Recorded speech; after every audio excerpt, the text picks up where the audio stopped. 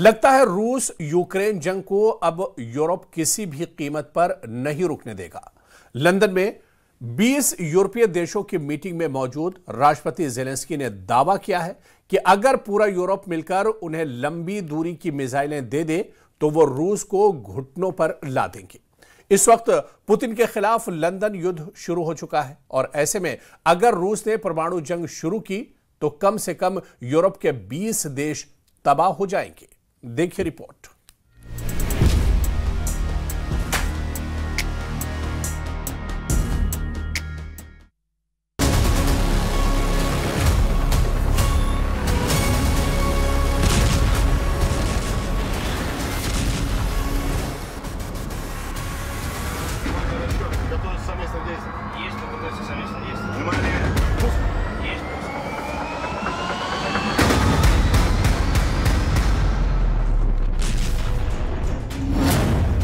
Putin के खिलाफ London युद्ध, 20 देशों से सीधे हमले शुरू।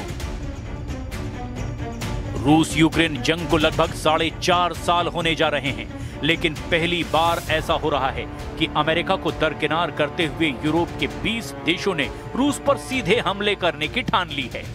ब्रिटेन की राजधानी लंदन में हुई मीटिंग में ब्रिटेन, फ्रांस, जर्मनी समेत 20 यूरोपीय देशों ने एक साथ ऐलान किया कि हम यूक्रेन का जंग में साथ देंगे। ज़ेलेंस्की ने मीटिंग में ही उन हथियारों की मांग की जो अभी तक यूक्रेन को नहीं मिले हैं। खबरों के मुताबिक यूक्रेन को लंबी दूरी की क्रूज मिसाइल टॉम हॉक मिल सकती है, जबकि बाकी यूरोपीय देश भी रूस पर हमला करने के लिए यूक्रेन को टॉम हॉक जैसे मिसाइल देने को तैयार दिखाई दे रहे हैं। हैरानी की बात तो यह है कि फ्रांस यूक्रेन को बड़ी संख्या में मिराज फाइटर देने जा रहा है, जबकि 4 दिन पहले ही स्वीडन यूक्रेन को 150 ग्रिपेन फाइटर जेट बेचने का ऐलान कर चुका है। कुल मिलाकर रूस यूक्रेन युद्ध पूरी तरह से बेकाबू नजर आ रहा है। जब से ट्रंप ने रूसी तेल कंपनियों पर भारी और सख्त प्रतिबंध लगाने का ऐलान किया है, उसके बाद से ही पुतिन ने बारूदी बयानों से ट्रंप की बोलती बंद कर दी है। खबर तो यह भी है कि ट्रंप ने भी यह मान लिया है कि यूक्रेन के जिन इलाकों पर रूसी सेना पूरी तरह से कब्जा कर चुकी है, उन इलाकों को रूस से छीन पाना अब बेहद कठिन हो गया है। खबरों में दावा किया गया कि पुतिन ने जिस तरह से परमाणु ड्रिल से अमेरिका और यूरोप को हैरान किया है, उससे यह साबित हो रहा है कि पुतिन ने पहली बार अपने सख्त तेवरों से मीडिया के सामने ही राष्ट्रपति ट्रंप को उनकी औकात दिखा दी है। हम आपको लंदन से लेकर वॉशिंगटन तक मची उस खलबली से जुड़ी खबरें दिखाने जा रहे हैं, जहां हर तरफ मॉस्को की बारूदी तैयारियों से कोहराम मचा हुआ है। यूरोप पर भारी पड़ेगा लंदन युद्ध, ट्रंप पर हावी पुतिन का खौफ।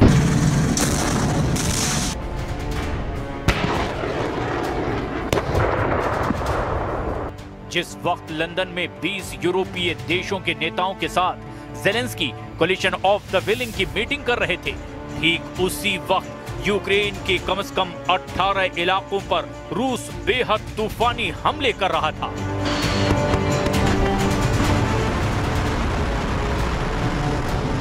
ये रूसी हमले पुतिन की उस सीधी धमकी के बाद आए हैं, जिसमें पुतिन ने न सिर्फ ट्रंप को बातचीत या फिर युद्ध के लिए चैलेंज किया, बल्कि पुतिन ने ज़ेलेंस्की को जंग के झाड़ पर चढ़ाने में जुटे उन यूरोपीय देशों को भी अपनी परमाणु ताकत दिखा दी है, जो ये मानकर चल रहे थे कि रूस के पास ना तो सैन्य ताकत बची है और ना ही पैसा।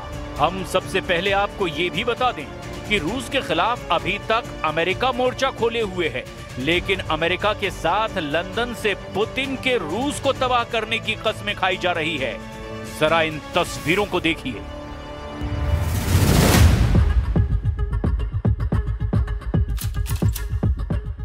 यूक्रेन के राष्ट्रपति ज़ेलेंस्की, ब्रिटेन के PM Keir Starmer, NATO chief mark रूटे और नीदरलैंड के प्रधानमंत्री डिक शूफ ने रूस और पुतिन के खिलाफ बेहद सख्त बयान और तैयारियों का ऐलान किया है।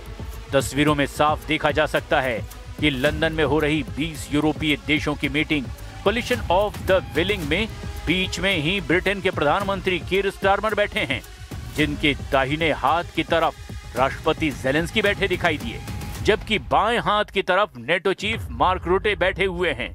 सभी उस टीवी स्क्रीन पर निगाहें जमाए हुए हैं जिसमें पेरिस में बैठे फ्रांस के राष्ट्रपति इमैनुअल मैक्रो और पूरी टीम के साथ मीटिंग में शामिल हुए। इस मीटिंग में रूस को जहां कमजोर, पुतिन को डरा हुआ और रूसी सेना को हारा हुआ बताया गया, तो वहीं दावा किया गया कि ज़ेलेंस्की के यूक्रेन को अब फाइटर जेट से लेकर टॉम हॉक जैसी मिसाइलें 20 देश मिलकर देंगे। इस कोलिशन ऑफ विलिंग मीटिंग में Germany, Italy, Britain, Romania, Bulgaria, Estonia, Latvia, Lithuania, Norway, Sweden, चेक रिपब्लिक, लग्जमबर्ग, आयरलैंड, पुर्तगाल, यूनान, Cyprus, Croatia, Slovenia, Albania, Montenegro, Canada, Japan, Australia, New Zealand, Australia, Iceland, Hungary, तुर्की, माल्टा और कई देश इसमें शामिल हैं। इस मीटिंग में नेटो चीफ मार्क रूटे ने दावा किया, राष्ट्रपति व्लादिमीर पुतिन के पास पैसा, सैनिक और विचार कम पड़ रहे हैं और अमेरिका द्वारा रूस पर लगाए गए नए प्रतिबंध उन पर और दबाव डाल रहे हैं। ज़ेलेंस्की ने मांग की रूस की सभी तेल कंपनियों पर प्रतिबंध लगाया जाए, जबकि फ्रांस के राष्ट्रपति इमैनुअल मैक्रो ने कहा कि वो यूक्रेन को मिराज जेट, नए एयर डिफेंस की क्षमता, लंबी दूरी की मारक क्षमता वाली मिसाइलें, ड्रोन और एंटी ड्रोन सिस्टम यूक्रेन को देंगे। मैक्रो ने बताया कि यूक्रेन को नई मिसाइलें दी जाएंगी और आने वाले हफ्तों में अतिरिक्त ट्रेनिंग भी दी जाएगी। In Ukraine, Putin is gaining little ground on the battlefield, and where there are marginal gains, they are coming at a huge price. Hundreds of thousands of Russians are dying for Putin's deluded aggression. Ukraine continues defending itself bravely, and our support to them is working. The truth is that Putin is running out of money, troops and ideas. President Trump said it very well. They should stop where they are now. And as soon as Putin felt pressure and the possibility of tomahawks appearing in Ukraine, he immediately declared his readiness to restart talks. But as soon as the pressure disappeared, he abandoned diplomacy again. So it's obvious for us what to do. We need more deep strike capabilities. जोश में Europe, सन्नाटे में Trump. अब सवाल ये उठता है कि लंदन में ज़ेलेंस्की के साथ एकजुट 20 यूरोपीय देश क्या रूस का मुकाबला कर पाएंगे? क्या कोलिशन ऑफ विलिंग का रत्ती भर भी असर पुतिन पर पड़ेगा? इसका जवाब है बिल्कुल नहीं, क्योंकि जब से ट्रंप ने रूस की तेल कंपनियों पर सख्त प्रतिबंध लगाए हैं, उसके बाद से यूक्रेन की राजधानी कीव पर रूस ने ताबड़तोड़ मिसाइलों और बमों से हमला किया है। दावा किया जा रहा है कि पूर्वी और दक्षिणी यूक्रेन के प्रांतों पर रूस के हमलों को 20 गुना तक बढ़ा दिया गया है। पुतिन ने भी अब परमाणु ड्रिल में शामिल होकर दिखा दिया कि रूस की यार्स परमाणु क्षमता वाली मिसाइल अमेरिका को मिनटों में तबाह कर सकती है। पुतिन के एटमी तेवरों को देखने के बाद से ही ट्रंप की बोलती बंद हो गई है और तेवर तो पूरी तरह से ढीले पड़े हुए हैं। 78% जीता यूक्रेन, सदमे में ट्रंप। लगभग 4 सालों से रूसी सेना यूक्रेन को रौंदती चली जा रही है। यूक्रेन के 4 प्रांत पर रूस का लगभग कब्जा हो चुका है। कुल मिलाकर यूक्रेन के 5 प्रांत पुतिन की मुट्ठी में हैं।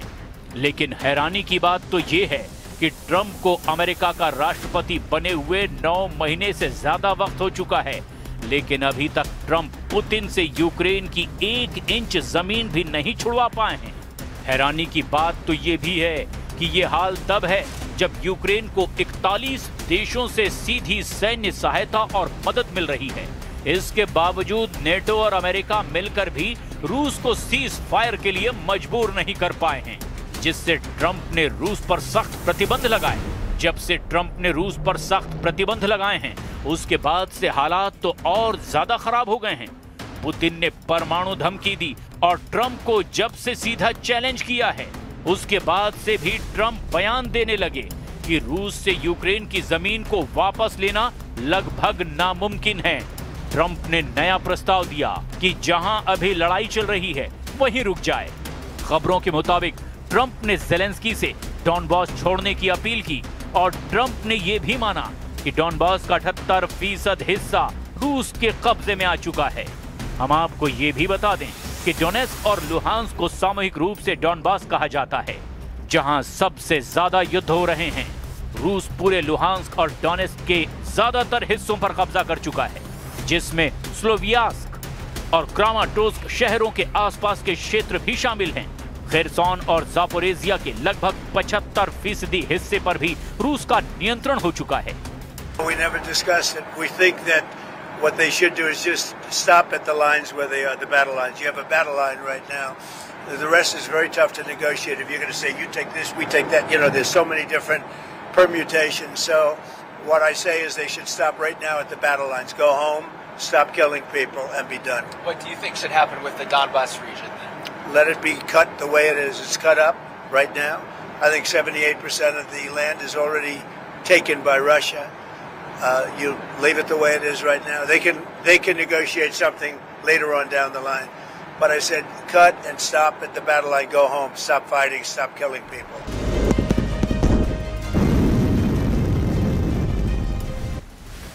इधर दूसरी तरफ रूसी रक्षा मंत्रालय ने भी इस साल यूक्रेनी क्षेत्र के 4,714 वर्ग किलोमीटर पर कब्जा करने का दावा किया। वॉशिंगटन स्थित think tank institute for the study of war यानी ISW का अनुमान है कि रूसी दावों का वास्तविक आंकड़ा 3,434 वर्ग किलोमीटर के करीब है। रूस कब्जे का ज्यादा इलाका बता रहा है।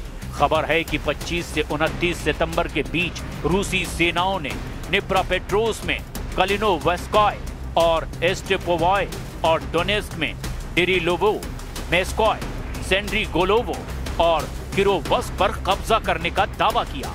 रूस की सेना ने सितंबर में यूक्रेन के 447 वर्ग किलोमीटर यानी 172.6 वर्ग मील क्षेत्र पर कब्जा कर लिया। अमेरिका के युद्ध अध्ययन संस्थान के विश्लेषण से पता चला कि जुलाई में 634 वर्ग किलोमीटर इलाके पर कब्जा करने के बाद ये गति धीमी हो रही है। रूस ने ICBM और क्रूज मिसाइल टेस्ट सहित परमाणु अभ्यास से कोहराम मचा दिया है। रूसी रक्षा मंत्रालय ने रणनीतिक परमाणु बल अभ्यास के तहत ICBM प्रक्षेपण का फुटेज भी जारी किया। खुद राष्ट्रपति व्लादिमीर पुतिन ने इसका निर्देश दिया और इस परमाणु बल के अभ्यास को देखा। क्रेमलिन ने बताया कि ICBM और क्रूज मिसाइल टेस्ट पूरी तरह से कामयाब रहे। ये परमाणु ड्रिल ऐसे वक्त में हुई है जब पुतिन की ट्रंप के साथ होने वाली बैठक टल गई है। वहीं नेटो ने अपने परमाणु अभ्यासों के जरिए रूस को ताकत दिखाने की कोशिश की है, लेकिन रूस ने अपनी परमाणु फोर्स से बाजी पलट कर रख दी है। राष्ट्रपति व्लादिमीर पुतिन ने 22 अक्टूबर को रूस की न्यूक्लियर फोर्स के जमीन, समुद्र और हवा में किए गए परीक्षण की निगरानी की ताकि उनकी तैयारी और कमान संरचना को परखा जा सके। इस परीक्षण में कॉस्मोड्रोम से जमीनी यार्ड ICBM मिसाइल को दागा गया। बैरेंट्स सागर में एक परमाणु पनडुब्बी ने सिनेवा बैलिस्टिक मिसाइल का परीक्षण शामिल किया। इसके अलावा रूस की लंबी दूरी की क्रूज मिसाइलें दागने वाले Tu-95 बम वर्षक भी युद्धाभ्यास में शामिल हुए। रूस की परमाणु फोर्स से पहले नेटो ने इसी महीने रूस में अपना सालाना परमाणु अभ्यास किया था, जिसमें F-35A लड़ाकू जेट और B-52 बम वर्षक विमानों के साथ 13 देशों के 90 विमानों ने हिस्सा लिया। 150 ग्रिपेन जेट से जंग जीतेंगे ज़ेलेंस्की। दुनिया के लगभग सभी देश जानते हैं कि रूस की परमाणु ताकत के सामने दुनिया का कोई भी देश टिक नहीं सकता। इसीलिए अमेरिका भी 3.5 सालों से रूस पर सीधा हमला करने की हिम्मत नहीं जुटा पाया।